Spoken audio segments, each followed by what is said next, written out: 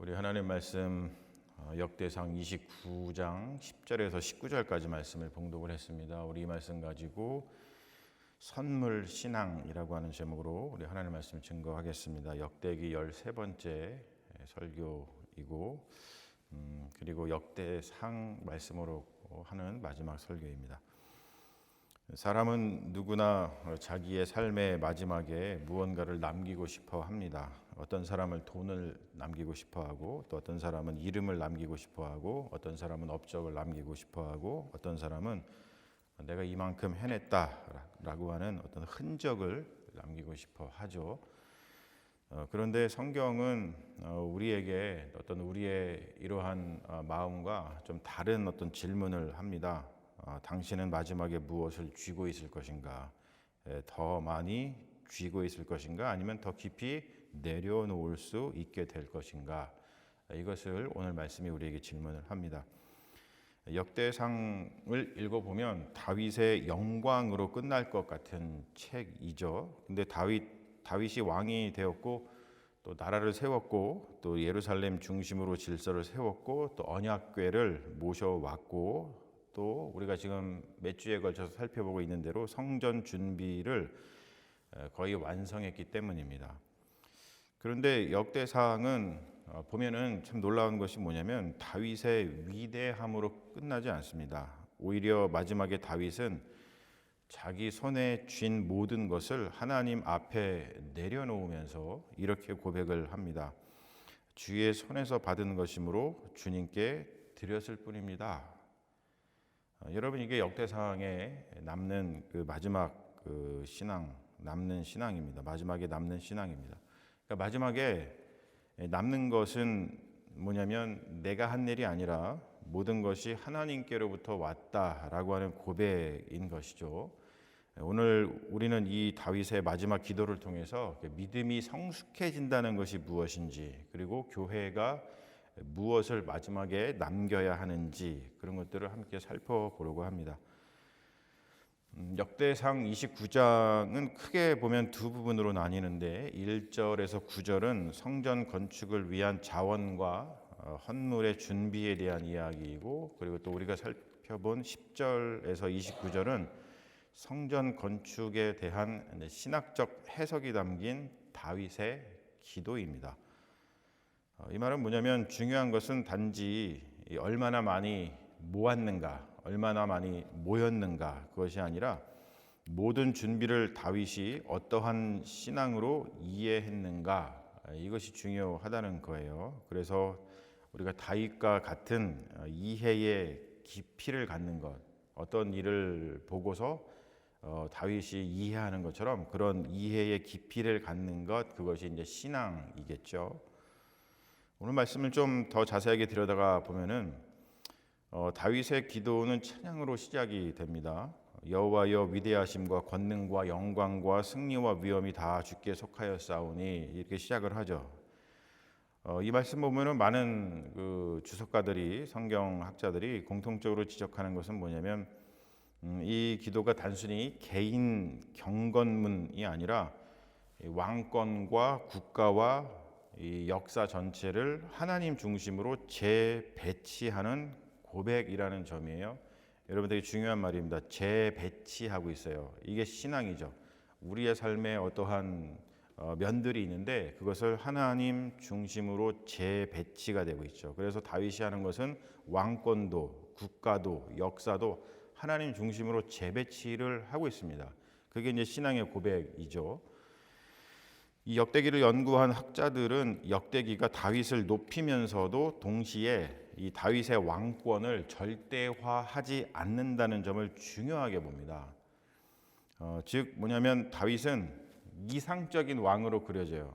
우리가 이 역대기가 열왕기 상하고 다른 점, 사무엘 상하고 다른 점이 뭐냐면 이상적인 왕으로 다윗을 그리죠. 그러다 보니까 다윗에 대해서 어떤 안 좋은 이야기 있죠. 우리가 사무엘에서 보았던 그러한 이야기가 전혀 없습니다. 그러니까 이상적으로 그려지는 거예요. 하지만 그 이상성, 다윗을 이상적으로 보는 것에 핵심이 있습니다. 그 핵심이 뭐냐면 다윗은 너무나 위대해.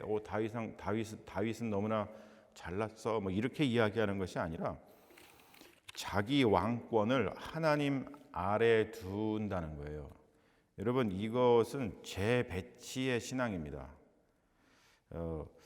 그래서 이 기도에서 다윗은 왕이지만 왕권의 근원을 자기에게 두지 않죠. 그래서 뭐라고 다윗이 고백하냐면 나라가 주께 속하였어 하며 또 부와 부귀가 주께로 말미암았고 이렇게 고백을 하고 있습니다. 여러분 굉장히 중요하죠. 왜냐하면은 지금도 뭐 마찬가지입니다만 고대 세계에는 더했죠. 어떤 왕은 대개 자기의 힘, 내가 이걸 했어, 내가 이걸 이루었어, 그리고 전쟁을 내가 승리했어. 이러한 성취를 통해서 자기 자신을 어떤 신적인 존재로 정당해서 자기가 통치하는 것을 정당화했죠. 그런데 다윗은 마지막에 자기 정당화를 하지 않습니다. 이게 이상성이고 이것을 주목해서 본다는 것이죠. 그래서 뭐라 그러냐면 하나님의 절대적인 주권을 고백합니다. 그러니까 자기의 정당화를 내려놓고 하나님의 절대 주권을 고백하고 있다는 거예요.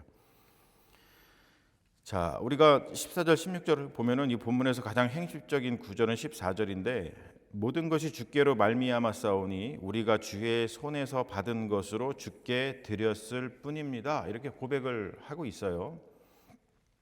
이 구절은 역대상 29장의 신학적인 중심이면서 우리가 역대상 전체를 해석하는 열쇠처럼 읽을 수 있는 아주 귀한 말씀입니다. 그래서 많은 주석가들이, 성경학자들이 이 구절을 구약적 선물 신학의 가장 아름다운 표현 중 하나다 이렇게 봅니다. 자, 여기서 다윗이 헌금, 이 성전을 짓기 위해서 다 드리는 그 헌금들을 뭐라고 말하냐면 주님 이것은 다 내가 바친 것입니다. 이것은 다 우리가 주님께 바친 것입니다. 이렇게 말하지 않아요. 다윗이 뭐라고 이야기를 하냐면 주님 이것은 원래 다 주님의 것이었습니다. 주님께서 선물로 우리에게 주신 것을 나 또한 주님께 아낌없이 선물처럼 드리는 것입니다. 이렇게 고백을 한다는 것이죠. 그리고 15절에서는 인간 존재의 유한성을 이렇게 고백을 하고 있는데 우리는 주 앞에서 나그네요 거류민이오며 우리의 날은 땅에서 그림자 같습니다. 이렇게 고백을 합니다. 이 표현은 인간이 자기의 삶과 재산, 권력을 영원한 것처럼 붙들 수 없다라고 하는 사실을 보여주고 있죠. 그래서 지금 다윗이 두 가지를 동시에 말하고 있는 겁니다. 우리가 가진 것은 모두 다 주님께로부터 왔다.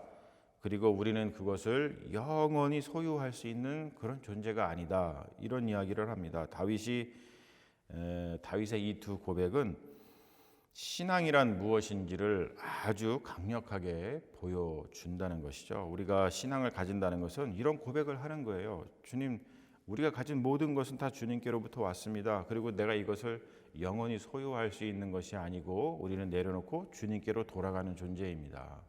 여러분 이게 우리의 신앙의 고백입니다. 17절에서 19절을 보면은 다윗은 기도의 마지막 부분에서 하나님이 무엇을 보시는지를 정확하게 이야기를 하고 있어요. 뭐라 그러냐면 주께서 마음을 감찰하시고 정직을 기뻐하시는 줄 내가 아나이다. 여러분 이게 굉장히 중요한 결론인데요. 왜 그러냐면 성전은 지금 막대한 재료와 자원과 인력으로 준비되고 있어요. 그런데 다윗이 마지막에 이렇게 이야기를 합니다. 하나님이 진짜 보시는 것은 재료보다도 마음이다. 이렇게 얘기합니다. 또한 솔로몬을 위해서 이렇게 기도하고 있어요. 오늘 마지막 절에 내 아들 솔로몬에게 정성된 마음을 주십시오. 정성된 마음을 주십시오. 여러분 이 장면이 정말로 중요합니다. 다윗은 솔로몬에게 돈도 주었죠. 지을 수 있는 모든 재물 그리고 설계도 그리고 또 시스템을 잘 갖춰주잖아요. 그것만 넘겨주지 않고 마지막에 뭐라고 이야기를 하냐면 정성된 마음, 이게 헬라어로다가 레바브 샬렘이라고 하는 건데 레바브 샬렘, 정성된 마음을 가장 큰 유산으로 남기려고 합니다. 여러분 잘 기억해서 정성된 마음을 가장 큰 유산으로 아들에게 물려주려고 합니다. 역대상은 이 장면을 통해서 성전 건축의 핵심이 단순히 건축 기술이나 또 행정 능력에 있는 것이 아니라, 이것도 물론 중요하지만 정말 중요한 것은 하나님 앞에서의 바른 마음, 정성된 마음인 것을 보여주고 있어요. 이 정성된이라고 번역된 히브리어는 샬렘입니다. 샬렘. 우리가 너무 잘 아는 단어죠. 샬롬에서 왔어요. 샬롬. 이게 뭐냐면 완전한, 분열되지 않는, 온전한 그런 뜻을 가지고 있잖아요. 그리고 마음은 히브리어 레바브이죠. 그러니까 레바브 샬렘은 뭐냐면, 레바브는 존재의 어떤 중심 전체를 가리키는 것인데, 정성된 마음 레바브 샬렘은 존재의 중심 전체가 하나님께로 향해서 피스, 평화를 이룬 상태입니다. 이 상태가 바로 이제 구원이죠. 우리의 존재 중심 전체가 하나님을 향해서 피스를 이룬 상태. 여러분, 이것을 구원이라고 이야기하잖아요. 자, 우리가 이 본문을 통해서 이 신학적 메시지를 좀 정리를 해보면은 세 가지 정도를 선명하게 우리가 알 수 있는데, 첫 번째 뭐냐면 역대상 마지막 장은 성전 신학의 결론이에요. 이 역대상에서 우리가 볼 수 있는 것은 성전 신학인데, 역대상은 계속해서 성전을 향해서 달려온 책이잖아요.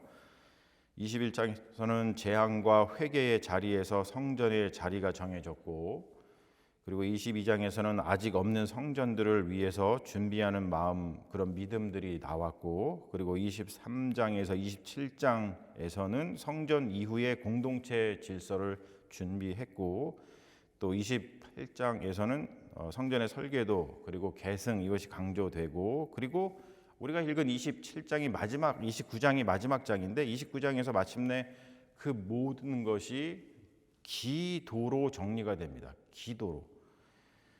역대상이 말하는 성전은 단순한 건물이 아니에요. 그러니까 우리가 성전 그러면 이런 건물을 세웠구나, 우리가 이렇게 이야기하는데, 이 역대상이 정말로 이 좋은 하나님의 말씀인 이유가 뭐냐면, 성전이 무엇인지를 아주 명확하게 우리에게 가르쳐주고 있는데, 성전은 인간 권력의 기념비가 아닙니다. 내가 이렇게 권력을 가졌어. 내가 이렇게 부요해졌어. 그러니까 성전을 지어서 나의 그러한 힘을 자랑해야지. 이게 전혀 아니라는 것이죠. 이게 아니라 성전은 무엇을 드러내는 것이냐면, 모든 것이 하나님께 속했다, 모든 것은 하나님께로부터 왔다라고 하는 이 사실을 기억하는 자리라는 거예요. 여러분, 이게 정말 중요하죠. 성전은 우리가 하나님을 위해서 해낸 프로젝트가 아니라 하나님께 받은 것을 하나님께 돌려드리는 신앙의 자리입니다. 우리가 성전을 바라보면서, 그리고 성전에 와서 해야 될 일은 우리가 하나님께 받은 것을 하나님께 다시 돌려드립니다 라고 하는 이 신앙, 이것을 갖는 거예요. 이 마음을 갖는 겁니다. 이게 정성된 마음이죠. 그래서 역대상 29장은 뭐냐면 소유 신앙이 아니라 선물 신앙을 가르칩니다. 다윗은 왕입니다. 그는 얼마든지 자기 업적을 자기의 것으로 붙들 수 있었어요. 그런데 다윗은 마지막에 이렇게 이야기하고 있는 거죠. 내 것이 아니었습니다. 이 고백은 매우 깊은 신학이에요. 왜냐하면은 죄의 본질 중 하나가 하나님의 것을 자기의 것으로 붙드는 것이었잖아요. 권력을 내 것처럼, 교회를 내 것처럼, 자녀를 내 것처럼, 내가 가진 하나님께 선물로 받은 기프트라 그러죠. 내가 가진 재능, 시간, 물질, 이것을 다 내 것처럼 붙드는 것, 그것이 죄의 본질 중에 하나잖아요. 그런데 역대기 말씀이 정반대로 이야기하고 있다는 것이죠. 우리는 소유자가 아니다. 우리는 받은 자다, 선물을 받은 자다. 여러분, 이것을 선물 신앙이라고 얘기해요. 선물 신앙, 선물, 기프트. 선물 신앙. 이 선물 신앙은 인간 존재 전체에 대한 이 성경적인 해석이죠. 여러분, 성경을 자세히 들여다보면은 그 이야기를 창세기부터 마지막 말라기까지 구약 성경을 보면 다 그 얘기를 하고 있는 겁니다. 우리는 주인이 아니라 우리는 선물을 받은 자이다. 그래서 우리가 이렇게 고백한다는 거예요. 내 것은 아무것도 없습니다. 모든 것은 다 주님의 것입니다. 이 고백이 있을 때에 왜 이 고백이 중요하냐면 굉장히 프랙티컬한 거예요. 이 고백이 있을 때에만 우리 인간은, 사람은 자기 인생을 우상화하지 않게 됩니다. 여러분, 자기 자신을 우상화하는 사람들이 저지르는 그 악함이 이루 말할 수 없습니다. 자기 자신의 인생을 우상화하는 사람은 주변 사람을 다 힘들게 해요. 이 선물 신앙을 가지고 살아가는 것, 모든 것은 다 주님의 것입니다라고 고백할 수 있는 이 어떠한 성경이 주는 이 메시지를 정말 우리의 삶으로 받아들이는 것이 신앙이죠. 이것이 우리에게 어떠한 프랙티컬한 정말 중요한 것을 가져다 주냐면 가진 것에 만족하면서 살아갈 수 있어요. 여러분, 우리 인생을 가장 불행하게 하는 것 중에 하나가 뭐예요? 내가 가지지 못한 것을 부러워하면서 원망하면서 한탄하면서 살아가는 거죠. 그런데 가진 것에 만족하면서 살아갈 수 있어요. 아, 그렇지. 하나님이 나한테 이걸 주셨지. 나의 주신 이것을 감사하면서 내가 최선을 다해서 살아가야지. 이런 마음 가질 수 있고, 또 한 가지, 가진 것을 아낌없이 나눌 수가 있습니다. 여러분, 이게 삶의 깊이예요. 깊이, 삶의 깊이. 인생을 우상화하지 않고 가진 것에 만족하면서 살아갈 수 있고, 또 내가 가진 것을 아낌없이 나눌 수 있는 거. 왜요? 선물이니까. 내 것이 아니니까. 선물이니까. 하나님께 받은 것이니까. 그렇게 살아갈 때 우리가 삶의 깊이로 들어갈 수 있다는 것입니다. 인생의 신앙의 성숙은 더 많이 쥐는 것이 아니라 더 깊이 되돌려 드리는 거죠.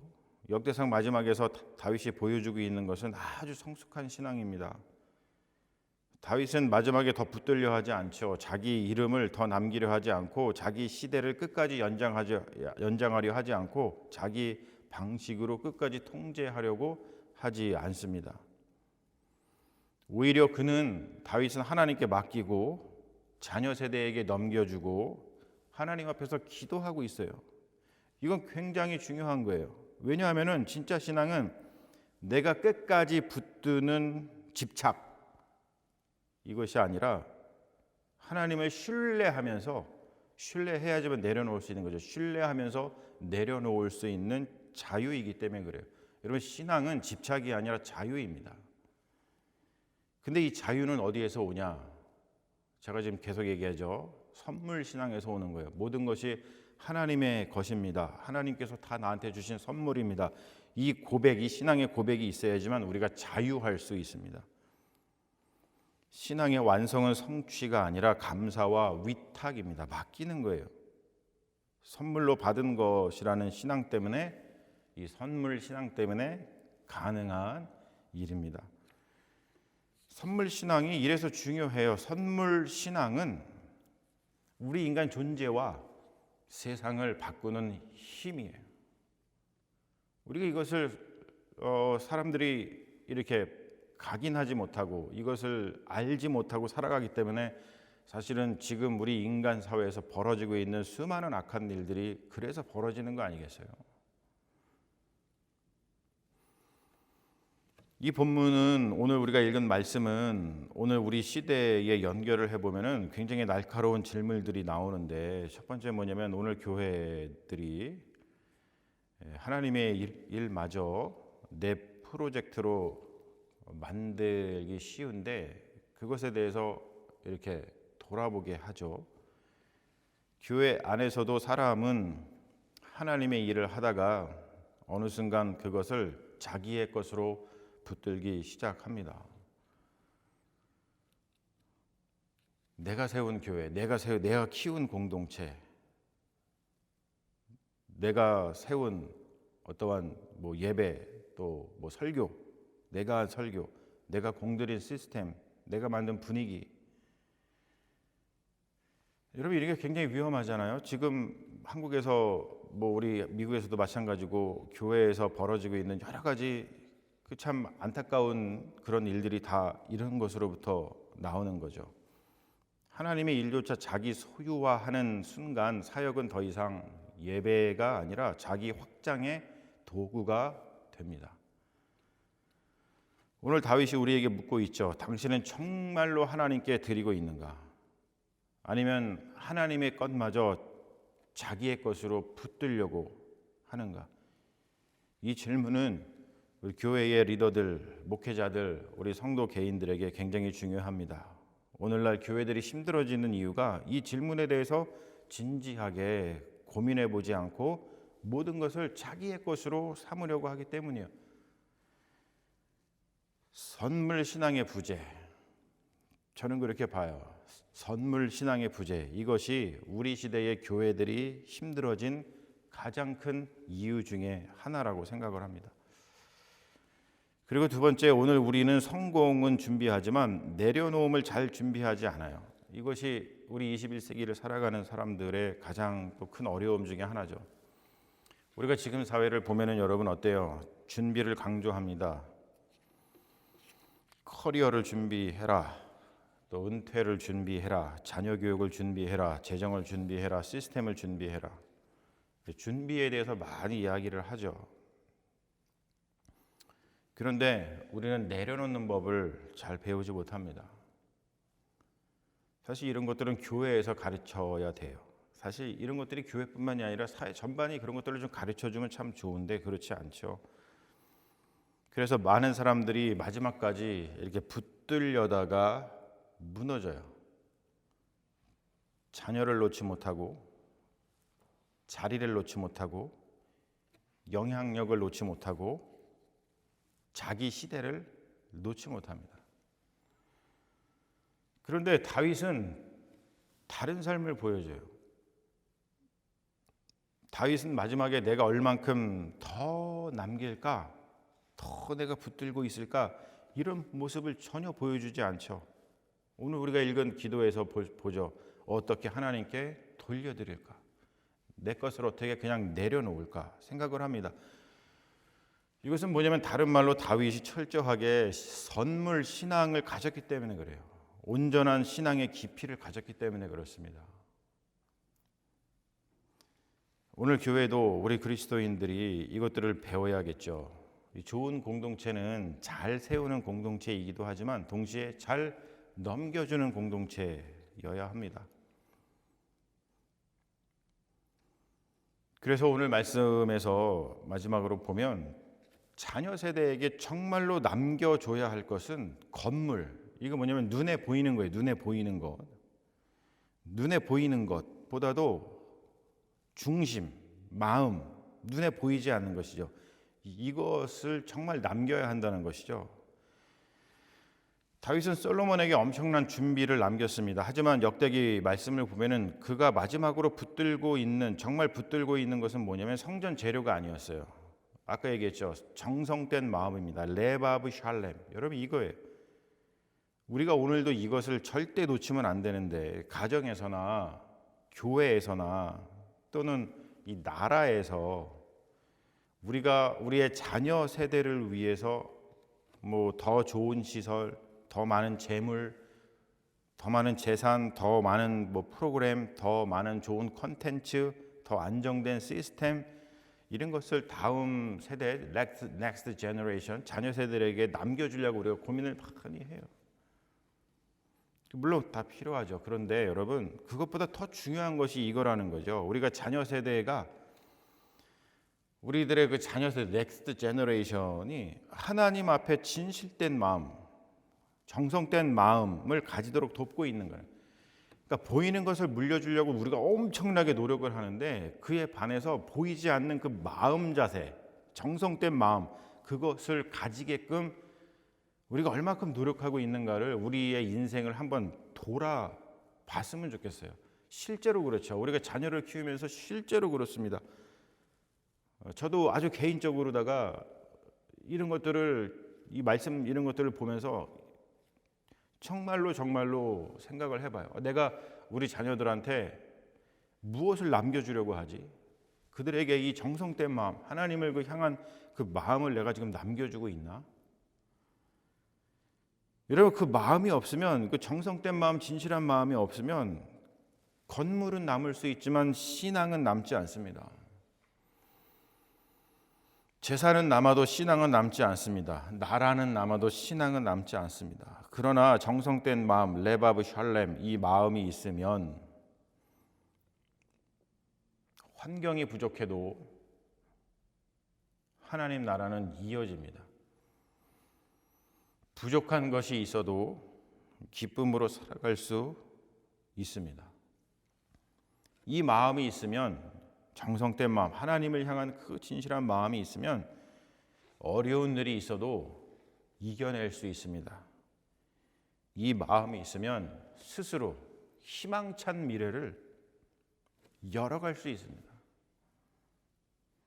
왜냐하면 하나님이 그 마음에 계시기 때문에 그래요.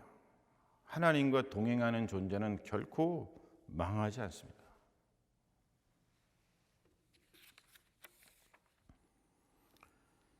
말씀을 정리하겠습니다. 역대상은 긴 책이에요. 29장까지 있고 읽을 때 읽기 쉽지 않은 아주 지루한 어떠한 족보들로 시작을 해서 또 왕들의 이야기, 그리고 전쟁에 대한 이야기도 나오고 언약궤에 대한 이야기도 나오고 성전 준비에 대한 이야기가 또 길게 나오고 조직을 정비하고 그리고 자녀 세대의 계승까지 아주 많은 이야기를 담고 있습니다. 자, 그런데 그 긴 역사가 마지막에 어디로 모이냐면 놀랍게 기도로 모인다는 거예요. 기도. 여러분, 이게 참 중요합니다. 우리의 인생도 그렇죠. 수많은 수고가 있었고 우리가 이룬 것도 있고 실패한 것도 있고 붙들은 것도 있었고 또 준비한 것도 있고 아쉬운 것도 있고 자녀 세대를 위해서 남기고 싶은 것도 있습니다. 그런데 우리 믿음의 사람은 마지막에 그 모든 것을 하나로 묶어서 하나님 앞에 이렇게 고백한다는 거예요. 주님, 다 주님의 것이었습니다. 이것이 바로 선물 신앙입니다. 선물 신앙. 여러분, 이 선물 신앙이라고 하는 이 용어를 꼭 기억해 두세요. 이게 역대상 마지막에 남는 고백이죠. 성전보다 더 중요한 것, 왕권보다 더 중요한 것, 업적보다 더 중요한 것이 있다는 거죠. 그것이 바로 뭐냐면 모든 것이 하나님께로부터 왔음을 아는 마음입니다. 이게 선물 신앙이에요. 아, 나 선물이구나.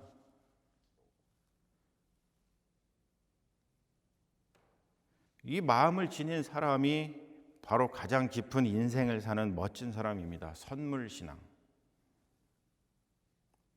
모든 것이 하나님께로부터 왔음을 아는 그 마음이 있는 사람은 더 깊이 감사하고 더 많이 이웃들과 나누고 더 기쁘게 하나님께 돌려드리는 행복한 삶을 살 수 있다는 거예요. 여러분, 이것을 그냥 신앙적인 레토릭으로다가 읽지 마세요. 우리가 정말로 행복하고 싶으면 선물 신앙을 갖는 것이 우리의 삶을 행복한 삶으로 이끄는 것이라는 것을 오늘 하나님의 말씀이 우리에게 가르쳐 주고 있습니다. 선물 신앙을 통해서 이렇게 복된 삶이 바로 우리의 삶이 되기를 주님의 이름으로 간절히 축원합니다. 아멘. 우리 같이 기도하겠습니다. 주님, 다윗의 마지막 고백 앞에 우리를 세워 우리가 가진 모든 것이 주님께서 주신 선물인 것을 다시 한번 깨닫게 하시니 감사합니다.